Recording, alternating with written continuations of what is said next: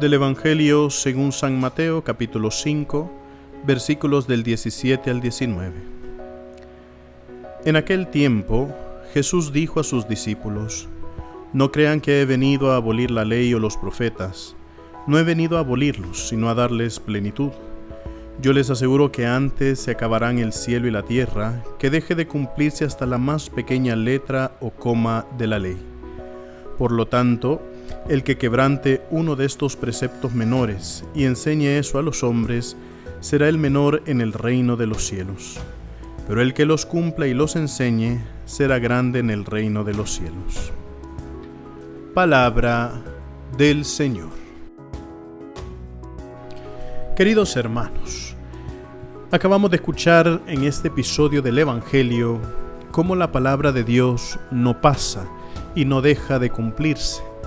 El Señor ha dicho hoy que Él no ha venido a abolir los mandamientos, no ha venido a quitar absolutamente nada de lo que había sido dicho en el Antiguo Testamento. Sobre todo, no ha venido a quitar la ley que fue dada por Dios a través de la boca de Moisés, sino que ha venido a darle el pleno cumplimiento. Una de las cosas que nosotros tenemos que darnos cuenta es que Jesús es la palabra hecha carne. Y el verbo se hizo carne, dice el Evangelio de San Juan, y es algo que nosotros rezamos también cuando hacemos la oración del Ángelus. Y entonces, justamente, si Cristo, que es el verbo hecho carne, es la palabra de Dios hecha vida, entonces ciertamente es la mismísima palabra que ha salido de la boca de Dios que ahora camina en medio de nosotros a través de la persona y de la figura de nuestro Señor Jesucristo. Y entonces, claro, la verdadera interpretación de la palabra de Dios, o por así decirlo, la perfección de la palabra de Dios, nosotros estamos seguros que se va a dar con nuestro Señor Jesucristo. Y por eso, cada vez que nosotros escuchamos la palabra pronunciada por boca de Jesús, entonces contiene una enseñanza que la lleva hasta el límite superior, hasta el mejor límite, a donde nosotros la podamos entender, ponerla en práctica y saber que poniendo en práctica esa palabra, entonces realmente estamos en el camino correcto hacia la santidad. Y entonces, ¿qué significa esto de que Él no ha venido a abolir la ley, sino que ha venido a llevar la plenitud? Recordemos que Jesús también, aparte de ser muy querido por sus discípulos y que lo seguía muchísima gente, también venía criticado por los fariseos, por los escribas, por los sumos sacerdotes, a donde también lo cuestionaban de su autoridad. Muchas veces nosotros hemos leído diálogos sobre los fariseos, como le dicen: ¿y con qué autoridad haces esto? ¿Por qué estás haciendo esto?